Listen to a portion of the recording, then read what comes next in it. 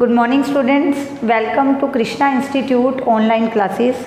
Students, आज हम अपना 11th बिजनेस स्टडीज़ का नेक्स्ट और इस चैप्टर का लास्ट टॉपिक डिस्कस करने जा रहे हैं, जिसके अंदर मैं आपको पढ़ाने जा रही हूँ टाइप्स ऑफ वेयर हाउसेस। ठीक है, हमारा बिजनेस सर्विसेज का मेन टॉपिक चल रहा है, जिसका सब टॉपिक मैंने सबसे पहले उठाया था, जो बहुत ईजी है इसलिए उठाया था ये टॉपिक हमने, वेयर हाउसिंग।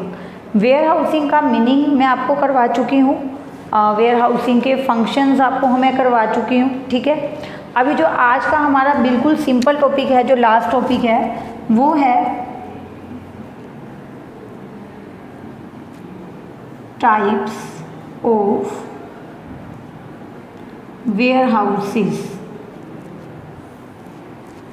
ओनरशिप बेसिस पे, मैनेजमेंट बेसिस पे, यूज़ के बेसिस पे हमारे पास अलग अलग टाइप के वेयर हाउसेस हैं, जो आज हम अपने लास्ट टॉपिक में समझेंगे। ठीक है, इससे पहले की वीडियो स्टूडेंट आप लोगों ने अटेंड की है, नहीं अटेंड की तो पहले आप उन वीडियोस को अटेंड कर लेना, क्योंकि आपको वेयर हाउसेस के टाइप से पहले वेयर हाउसेस का मीनिंग और वेयर हाउसिंग का मीनिंग पता होना ज़रूरी है। ठीक है, वेयर हाउसिंग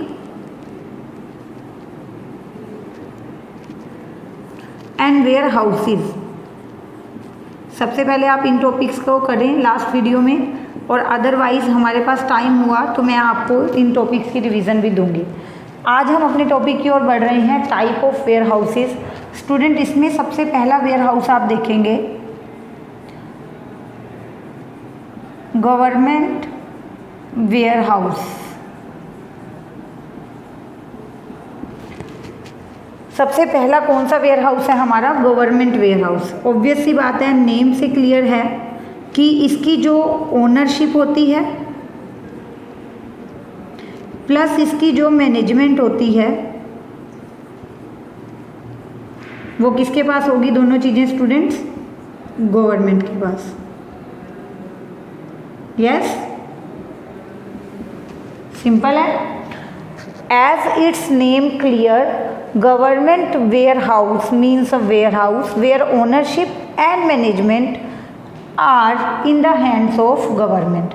ठीक है, ये क्या होता है, जो इनका स्टॉक होता है उसको स्टोर करने के लिए यूज़ होगा, और कौन इसको मेंटेन करके रखेगा, कौन इसकी मैनेजमेंट देखेगा? पब्लिक सेक्टर में जो कॉरपोरेशंस होती हैं, पब्लिक सेक्टर ऑर्गेनाइजेशंस जो होती हैं, वो इसकी मैनेजमेंट को संभालती है। फॉर एग्जांपल, अगर मैं गवर्नमेंट वेयर हाउस के लिए बात करूं, हमारे पास है FCI, food corporation of India. ये एक पब्लिक सेक्टर ऑर्गेनाइजेशन है जो क्या करती है, गवर्नमेंट की वेयर हाउसेस की मैनेजमेंट का काम देखती है। मतलब अगर पब्लिक सेक्टर यूनिट्स में कुछ भी प्रोड्यूस हुआ है और उसको स्टोर करके रखना है, तो वो काम कहाँ होगा? गवर्नमेंट वेयर हाउस में होगा। पब्लिक सेक्टर यूनिट में कोई भी गुड्स का प्रोडक्शन हुआ है और उनको स्टोर करके रखने की ज़रूरत है, तो वो कहाँ स्टोर करके रखा जाएगा? गवर्नमेंट वेयर हाउसेस में। गवर्नमेंट वेयर हाउसेस का मतलब होता है जहाँ ओनरशिप और मैनेजमेंट दोनों चीज़ें गवर्नमेंट के पास है। अब गवर्नमेंट खुद नहीं आएगी उसको मैनेज करने, मतलब जो अल्टीमेट पावर और कंट्रोल है that is in the hands of government, but इसको मैनेज कौन करता है? Food corporation of India. उसी तरह और भी पब्लिक सेक्टर यूनिट्स हो सकती हैं जो इसको मैनेज करेंगी। ठीक है, उसके बाद आप देखें जो हमारा सेकेंड टाइप है, फर्स्ट टाइप हमारा हो गया, बिल्कुल सिंपल था, government warehouse. Second type आप देखें प्राइवेट वेयर हाउस। सेकेंड हमारा कौन सा है? Private warehouse. अब प्राइवेट वेयर हाउस नेम से क्लियर है, जिसकी ओनरशिप एंड मैनेजमेंट कहाँ है? प्राइवेट पर्सन्स के पास है। किसके पास है? प्राइवेट पर्सन्स के पास। ठीक है, फॉर एग्जाम्पल आप देखो, ए एक्स है, ठीक है, मिस्टर एक्स, ये एक प्रोड्यूसर है, ये गुड्स को प्रोड्यूस करते हैं, बट कुछ गुड्स हैं जो बच जाती हैं जिसको स्टोर करने की ज़रूरत है। अब मिस्टर एक्स को फील हो रहा है कि ऐसा एक गोडाउन, एक ऐसा वेयर हाउस हो जहाँ मैं इन गुड्स को सिक्योरली और सेफली रख सकूँ, अच्छे से मेंटेन करके रख सकूँ ताकि ये गुड्स जो है डैमेज ना हो। ठीक है, तो मिस्टर एक्स जो होते हैं वो क्या करते हैं, feels the need of storing the goods. Goods को प्रोड्यूस किया, गुड्स को बेच दिया, अब गुड्स बच गई, तो मिस्टर एक्स जो हैं he is feeling the requirement of storing the goods. वो ये चाह रहे हैं कि मैं इन गुड्स को स्टोर करके रखूं। वो क्या करते हैं, एक कंस्ट्रक्ट करते हैं बिल्डिंग अपने खुद के रिसोर्सेज से। ठीक है, मेक्स और construct his own warehouse. वो अपना खुद का एक वेयर हाउस बनाते हैं, खुद सारा पैसा उस पर लगाते हैं और अपनी गुड्स जो प्रोड्यूस करते हैं वो जो बच जाती है उसको वो इस वेयर हाउस में रख देते हैं। तो हम क्या कहेंगे, ये वेयर हाउस क्या है, प्राइवेट वेयर हाउस। सबके लिए नहीं है ये भी, जिसका भी मन किया वो इस वेयर हाउस में अपने सामान को रख सकता है। ये कह के कि वेयर हाउसेस तो गुड्स को स्टोर करने के लिए ही होते हैं, तो आप हमें अपनी गुड्स को स्टोर करने दो, नहीं, ये इसने अपनी प्राइवेट नीड्स को सेटिस्फाई करने के लिए बनाया है, अपनी पर्सनल नीड्स को सेटिस्फाई करने के लिए बनाया है। यहाँ पे जब उसे ये नीड राइज हुई कि मुझे गुड्स को स्टोर करनी है, तो उसने अपना खुद का वेयर हाउस कंस्ट्रक्ट किया, ये प्राइवेट वेयर हाउस है, और यहाँ पे वो अपने ही प्रोडक्शन को, अपना ही जो प्रोड्यूस्ड गुड्स हैं उसी को स्टोर करके रखेगा। यही तो एक डिफरेंस है कि यहाँ पे सारी मैनेजमेंट, सारी ओनरशिप गवर्नमेंट के पास थी और गवर्नमेंट सेक्टर में जो यूनिट्स हैं या जो पब्लिक सेक्टर यूनिट्स हैं वो इसको मेंटेन करती थी, पर यहाँ प्राइवेट हैंड्स में है। एक्स है, वाई है, जेड है, कोई भी अपना खुद का वेयर हाउस बनाना चाहे तो बना सकता है, उसके ऊपर कोई रिस्ट्रिक्शन थोड़ी ना। आपकी खुद की फैक्ट्री है, फैक्ट्री में सामान बना रहे हो, बिक रहा है, बचा हुआ सामान खराब हो सकता है, तो आपको लगे कि हम खराब क्यों करें, इतने रिसोर्सेज लगाए हैं, लैंड, लेबर, मशीनरी, वर्कर, सब कुछ लगाया है, तो मैं इन गुड्स को वेस्ट क्यों जाने दूं। तो आपने एक वेयर हाउस बना लिया, वो प्राइवेट वेयर हाउस है। समझ आ गया आपको। उसके बाद हम बढ़ते हैं अपने नेक्स्ट टॉपिक की ओर। एक और होता है हमारा public where houses.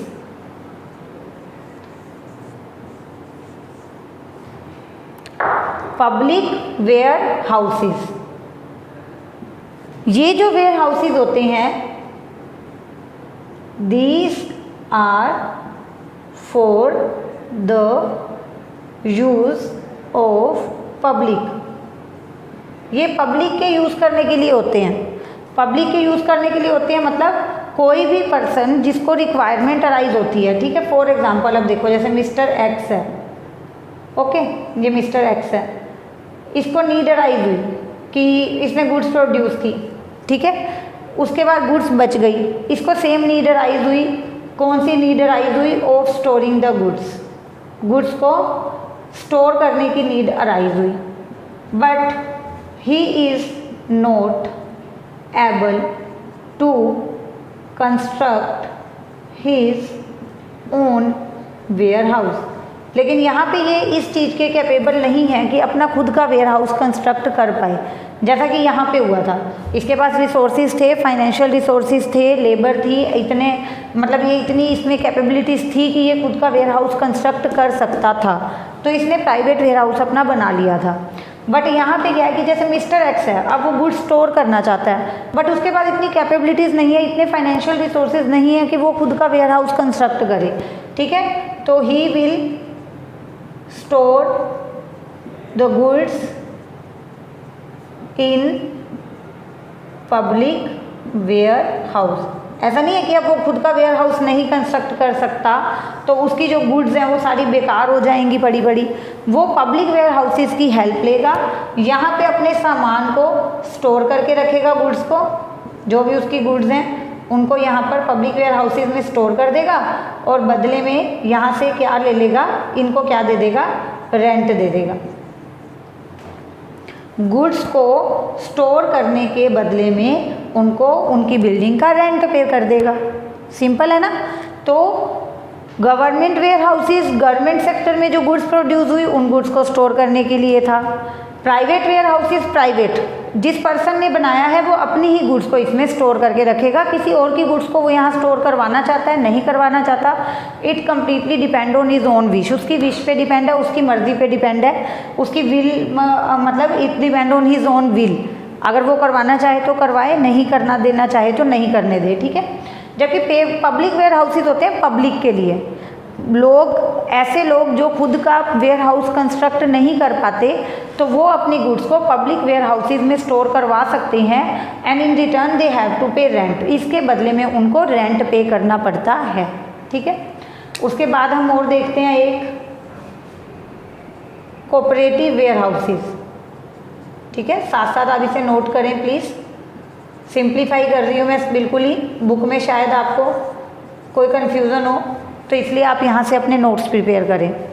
Cooperative where houses होते हैं established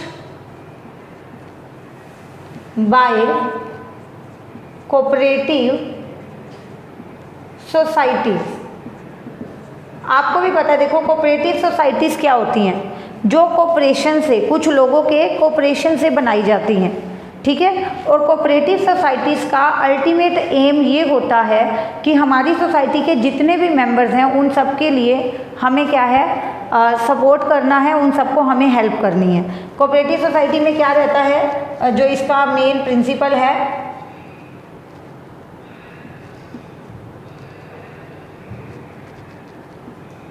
all for one, one for all, सब मिलकर एक की हेल्प करेंगे, एक सबकी हेल्प करेगा।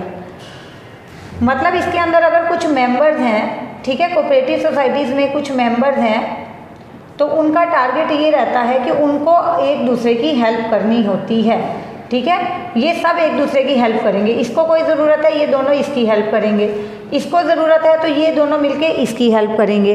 Cooperative society means a society which is based on the cooperation of all, जहाँ एक पर्सन बाकी सबकी हेल्प करता है और बाकी सब मिलके उस एक की हेल्प करते हैं। तो अगर इस कोऑपरेटिव सोसाइटी ने कोई वेयर हाउस बनाया है तो इस सोसाइटी के जितने भी मेंबर्स होंगे ना वो इस वेयर हाउस का यूज़ कर सकते हैं, मतलब वो अपने अपने सामान को, अपने अपने गुड्स को स्टोर करने के लिए इन वेयर हाउसेस का यूज़ कर सकते हैं। प्लस ऐसा नहीं है कि आउटसाइडर्स यूज़ नहीं कर सकते, कोऑपरेटिव सोसाइटीज़ के अंडर जो वेयर हाउसेस बनाए जाते हैं अगर कोई और भी उनको यूज़ करना चाहे, आउटसाइडर जो कोऑपरेटिव सोसाइटी का मेंबर नहीं है तो वो भी यूज़ कर सकता है। वो डिपेंड करता है मेंबर्स की परमिशन पे, या ये कितना रेंट लेते हैं, या ये क्या टर्म्स और कंडीशन बताते हैं, उस पर बेस्ड है, उस पर डिपेंड करता है। ओके, एंड लास्ट में आपको एक छोटा सा पार्ट और बताना चाहती हूँ, मैं यहीं पे कवर करूँगी उसको ताकि मैं आपको लास्ट में एक साथ ये पूरा टॉपिक रिवाइज करवा पाऊँ। तो यहाँ पे हम देख लेते हैं एक छोटा सा और है type, that is bonded warehouses. ये थोड़ा सा अलग तरीके का वेयर हाउस है, बॉन्डेड वेयर हाउसेस। इन वेयर हाउसेस की तरह जो इनका प्राइमरी एम होता है, प्राइमरी जो एम होता है that is not to store the goods. जैसे इन सभी वेयर हाउसेस को क्यों बनाया गया, गुड्स को स्टोर करने के लिए बनाया गया है ना। गवर्नमेंट है, प्राइवेट है, पब्लिक है या कोऑपरेटिव है, वहाँ पर मेन टारगेट ये होता है कि आपने प्रोडक्शन किया, उसमें से जितने की डिमांड आई वो आपने सेल आउट कर दिया और एक्स्ट्रा बचा हुआ डैमेज ना हो जाए इसलिए आपने उसको वेयर हाउसेज में रखा। बट बॉन्डेड वेयर हाउसेज इन वेयर हाउसेज की तरह नॉर्मल कंडीशंस में गुड्स को स्टोर नहीं करते। बॉन्डेड वेयर हाउसेज गुड्स को तभी स्टोर करते हैं जब आप इनकेपेबल हो टू पे योर टैक्सेस एंड ड्यूटीज़। कोई एक्साइज ड्यूटी है, कोई इंपोर्ट एक्सपोर्ट ड्यूटी है, कोई भी किसी भी तरह का कोई टैक्स है, आपको उन गुड्स पे पे करना था और आप नहीं कर पाए, तो जब तक आप वो ड्यूटीज़, वो चार्जेस पे नहीं करते तब तक कि आपकी गुड्स को हैंड ओवर नहीं किया जाता आपको, तब तक के लिए वो गुड्स क्या है एक जगह पे स्टोर करके रख दी जाती हैं, उनको बोला जाता है bonded warehouses. Whenever you will pay your taxes, your outstanding dues, this goods will be handed over to you, ठीक है। तो स्टूडेंट आज का हमने जो मेन टॉपिक क्लियर किया वो क्या था, टाइप ऑफ वेयर हाउसेस। ठीक है, ये हमारा इस चैप्टर का लास्ट टॉपिक था। इसमें मैंने आपको कुछ वेयर हाउसेस बताए जो बिल्कुल यहाँ पे कंप्लीट पिक्चर आपके सामने है, आप इसके नोट्स बना सकते हैं, आप रिवाइज कर सकते हैं इसको। ठीक है, मैं क्विक रिवीजन आपको एक दे रही हूँ। गवर्नमेंट वेयर हाउसेज होते हैं जिसमें ओनरशिप और मैनेजमेंट दोनों चीज़ें गवर्नमेंट के पास होती हैं। प्राइवेट वेयर हाउसेज होते हैं जहाँ ownership and management that is in private hands. ये जो प्राइवेट वेयर हाउसेज होते हैं ये लोग अपने खुद के पर्सनल यूज़ के लिए बनाते हैं, लोगों के लिए नहीं बनाया जाता इसको। ठीक है, अब मिस्टर एक्स है, उसको लग रहा है कि मुझे मेरी गुड्स को स्टोर करना है, उसके पास फाइनेंशियल रिसोर्सेज अच्छे थे, उसने अपना वेयर हाउस कंस्ट्रक्ट किया और अपनी गुड्स को उसमें स्टोर कर दिया। तो ये है प्राइवेट वेयर हाउसेज। उसके बाद हम बात करते हैं पब्लिक वेयर हाउसेज की। These are for the use of public. मेरे मान लो कोई एक भी पर्सन है, मैं हूँ, कोई भी एक पर्सन है, उसको भी सेम नीड अराइज हुई गुड्स को स्टोर करने की, बट वो इसके कैपेबिलिटीज़ नहीं है, सफिशिएंट फाइनेंशियल रिसोर्सेज नहीं है कि वो गुड्स को स्टोर कर पाए, तो वो किसी भी पब्लिक वेयर हाउसेज में अपने गुड्स को स्टोर कर सकता है और इन रिटर्न उसके बदले में क्या पे कर सकता है, rent. Then cooperative warehouses जो कोऑपरेटिव सोसाइटीज़ बनाती है। कोऑपरेटिव सोसाइटीज़ में प्रिंसिपल होता है all for each for all, और मैंने यहाँ लिखा है all for one and one for all. तो यहाँ पर क्या होगा, अगर कोऑपरेटिव वेयर हाउसेज के द्वारा कोई भी वेयर हाउस बनाया गया है, ठीक है, कोई भी वेयर हाउस बनाया गया है, तो यहाँ पे क्या है, कोऑपरेटिव सोसाइटी के जो मेंबर हैं वो अपनी गुड्स को स्टोर करके रख सकते हैं। ठीक है, और उसी तरह हम लास्ट में डिस्कस कर रहे थे bonded warehouses. Bonded warehouses normal conditions में आपकी गुड्स को स्टोर नहीं करते। यहाँ पे बस ये है कि मान लो आपने कोई गुड्स मंगवाई थी और उसके ऊपर आपके कोई टैक्सीज, कोई ड्यूटीज आपके पेंडिंग थे, आप वो पे नहीं कर रहे टाइम पे, तो आपकी गुड्स भी आपको नहीं दी जाएंगी। वो गुड्स आपको तभी असाइन की जाएंगी जब आप जो आउटस्टैंडिंग ड्यूज़ और ड्यूटीज़ और टैक्सीज हैं वो पे कर दोगे। ठीक है, तो इस स्पेशल पर्पस के लिए जो वेयर हाउसेज बनाए जाते हैं उनको क्या बोला जाता है, बॉन्डेड वेयर हाउसेज। यहाँ भी ऐसा नहीं है कि आपके गुड्स को ऐसे ही फेंक दिया जाएगा, बिल्कुल अच्छे से जब तक आप ड्यूटीज़ पे नहीं करते आपके गुड्स का वैसे ही ध्यान रखा जाएगा जैसे कि एक ओनर रखता है। सो आज का हमारा टॉपिक कंप्लीट है, वेयर हाउसिंग हमारा चैप्टर कंप्लीट है। आपको इस चैप्टर में कोई भी डाउट हो तो प्लीज़ कमेंट सेक्शन में आके मुझसे पूछिए। ठीक है, और नेक्स्ट वीडियो तक के लिए अपना अब तक का सारा काम रिवाइज करें। Thank you.